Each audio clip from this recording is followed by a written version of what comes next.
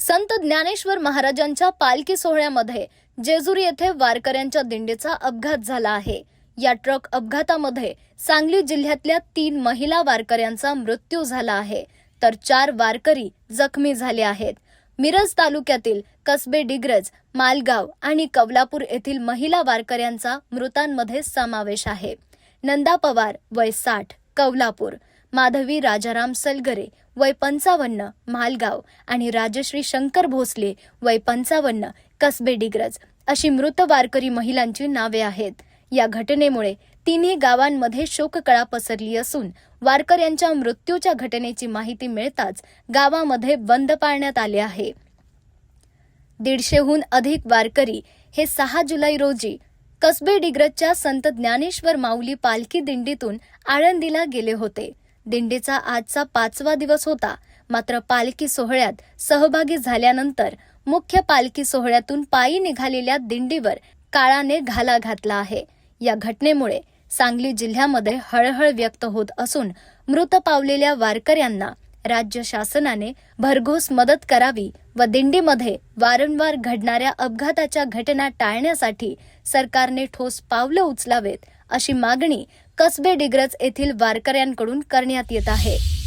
दोनराम तुकाराम यादव, राहणार कसबे डिग्रज, सांगली जिल्ह्यातून कसबे डिग्रज गावची आमची दिंडी आज जवळजवळ 25 ते 30 वर्षे आषाढी वारी चालत आलेली आहे आणि आमच्या दिंडीचा आज यावर्षी दुर्दैवी अपघात झालेला आहे।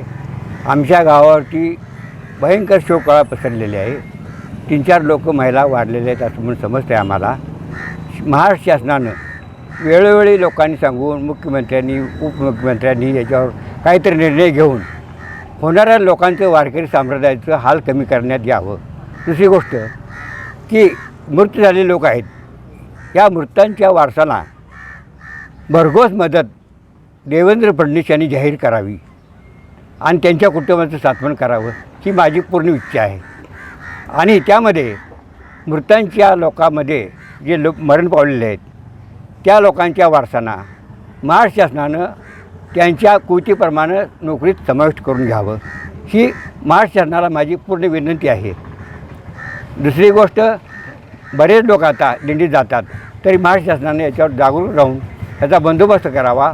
वाहन चालकांनी करेक्ट माहिती द्यावी, कशा पद्धतीने वाहनं आणायची किंवा काय करायचं याच्यावर पूर्ण लक्षता असते पाहिजे, एवढंच माझं सांगणं आहे। ही दिंडी जी आता गेली होती, या दिंडीची काय परंपरा आहे? या दिंडीची परंपरा 30 वर्ष झाली आमची दिंडी इथे कसबे डिग्रजवरून जाते, सांगली जिल्ह्यातून कसबे डिग्रजवरून जाते। हां, आणि ते आळंदीहून प्रस्थान आमचं झाल्यानंतर आम्ही दिंडी हलवतो आणि ते सासवडच्या दिशेने पुणे दिशेने जाते। पुण्यात मुक्काम 2 दिवस असतो, तिथून पुढं सासवडला मुक्काम आमचा 2 दिवस असतो। आज सासवडचं मुक्काम करून सकाळी त्यांचा हा कार्यक्रम झालेला आहे। ही कधी गेली होती आणि किती लोक होते यामध्ये? ह्या दिंडीमध्ये 100 ते 110 लोक आहेत। 100 ते 45 भर महिला आहेत, बाकीची पुरुष मंडळी आहेत। त्याच्यामध्ये तुमच्या दिंडीचं नाव काय? हा संत ज्ञानेश्वर माऊली दिंडी सोहळा। मी विनायक काप्पासो जाधव, कसबे डिग्रज पंचायत समिती सदस्य। आज पंढरपूरला जात असताना आमच्या कसबे डिग्रज गावातील दिंडीचा अपघात झाला आणि त्या अपघातामध्ये 3 ह्या दिंडीमधील महिला मृत पावलेल्या आहेत। खरं बघायला गेलं तर यासाठी शासनानं ते प्रत्येक वर्षी जर अपघात होत असतील आणि एखाद्याचा प्रपंच उद्भवत असेल तर त्यासाठी जे काही उपाययोजना करणं गरजेचं आहे ते त्यांनी करणं गरजेचं आहे असं मला वाटते। आणि आज आमचं अखंड गाव, आमचे सगळे या ठिकाणी वारकरी संप्रदाय आणि आमचे पूर्ण गाव शोककळेमध्ये बुडालेलं आहे। आणि आमच्या गावातील व्यापारी संघटना असतील किंवा ग्रामपंचायत आणि सर्व संस्थांनी आज बंद ठेवून या दुःखद घटनेबद्दल शोक व्यक्त केला आहे। फक्त माझी या सरकारकडे एवढीच मागणी आहे की वारंवार जर अशा घटना घडत असतील आणि एखाद्याचा संसार जर होत असेल तर आपण या ठिकाणी मृत पावलेले व्यक्ती आहेत त्यांच्या कुटुंबातील कोणत्याही एका व्यक्तीला राज्य सरकारच्या मध्ये सामावून घेऊन त्यांना नोकरी द्यावी अशी आमच्या सर्व गावकऱ्यांची या ठिकाणी इच्छा आहे। आणि तातडीनं ताबडतोब त्यांना जे कोण मयत झाले आहेत त्यांच्यावर मदत आर्थिक स्वरूपाची मदत करावी आणि जे कोण जखमी आहेत त्यांनासुद्धा भरघोस प्रमाणात मदत करावी अशी आमची सर्व गावकऱ्यांची इच्छा आहे। आणि आम्ही पूर्ण अखंड गाव आज पूर्ण शोकसागरात बुडालेलो आहोत। अंत्यसंस्काराच्या दृष्टीने काय आता पुढे काय? आता आमच्या गावातील प्रमुख मंडळी, मी सुद्धा जाणार होतो, पण आमच्या गावातले सर्व प्रमुख मंडळी त्या ठिकाणी त्या दिशेनं पुण्याच्या दिशेने रवाना झाले आहेत. 4-5 गाड्या गेलेल्या आहेत आणि त्या ठिकाणी गेल्यानंतर ते माहिती देतील म्हणले आणि पूर्ण आम्ही गाव, अखंड गाव अंत्ययात्रेसाठी एकत्र येणार आहोत. आणि अखंड गाव सर्व माता भगिनी म्हणजे सर्वच तरुण म्हणजे सर्वांच्यामध्ये प्रचंड प्रमाणात दुःख आहे आणि आम्ही सगळेजण मिळून अंत्यसंस्कार कदाचित उद्या सकाळी होईल, पण आम्ही एकत्र येऊन सगळं पार पाडणार आहोत. माझं नाव अरुण रामचंद्र पवार, राहणार कसबेडिग्रज, विशेष कार्यकारी अधिकारी. पंढरपूरच्या दिंडीला जात असताना आमच्या गावातल्या 150-200 लोकांची दिंडी आसपासच्या गावातल्या मिळून जात असते.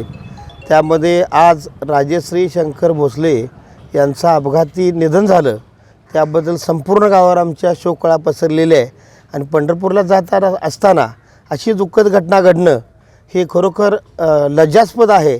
या दृष्टिकोनातून शासनानं त्यांच्या कुटुंबियांना काहीतरी मदत करावी आणि नुसती मदत करून न थांबता वर्षाला जे काही अपघात होऊन काही वारकऱ्यांचा मृत्यू होतो त्या अनुषंगानं कायमस्वरूपी उपाययोजना करण्याची गरज शासनाची केंद्र सरकारची आहे. त्या दृष्टीनं या राज्यातल्या राज्यकर्त्यांनी तसे प्रयत्न करावेत असं आम्हा सर्व डिग्रजकरांना माळकरी लोकांना वाटतं. त्या दृष्टीनं शासनानं प्रयत्न करावेत. आणि महत्त्वाची गोष्ट एक आनंद वाटली की राज्याचे उपमुख्यमंत्री सुनेत्राताई पवार या डिग्रजमधल्या आणि दिंडीतल्या जखमींची विचारपूस चौकशी करण्यासाठी रुग्णालयामध्ये जाऊन आल्या, त्यांची चौकशी केली. त्याबद्दल खरोखर सुनेत्राताई पवार यांचं या ठिकाणी कुटुंबाला आधार देण्याचा प्रयत्न केला, त्याबद्दल समाधान वाटले. आणि डिग्रजवासियांच्या वतीनं राज्य शासनाला एक विनंती आहे, झालेल्या कुटुंबातील दुःखद घटनेच्या अनुषंगानं भरघोस मदत त्या कुटुंबाला द्यावी आणि इथून पुढच्या घटना टाळण्याच्या दृष्टिकोनातून राज्य शासनाने कठोर पावलं उचलावीत अशी आम्हा सर्व गावकऱ्यांची विनंती आहे.